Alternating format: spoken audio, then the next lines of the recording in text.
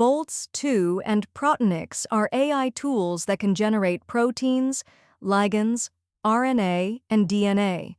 When you open the MolCube-Builder, you'll see a few options. Just pick Boltz-2 and Protenix. First, type in your project title, then choose which model you want to use. Both are generative AI docking models, but if you want binding affinity values, go with Boltz-2. Next, enter your sequences. You can add protein, DNA, or RNA sequences. Just make sure to add them one at a time. After that, add your ligand. You can paste a SMILES string or upload an SDF file. And don't forget to click Add Block. That step's important.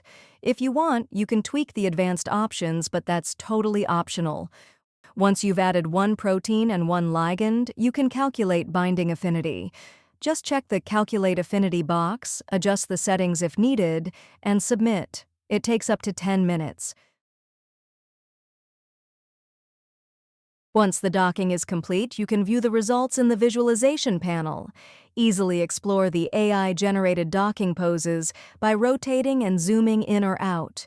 You can also check the predicted binding information with the affinity scores shown at the bottom. Finally, download the docking results and review them in your preferred UI program.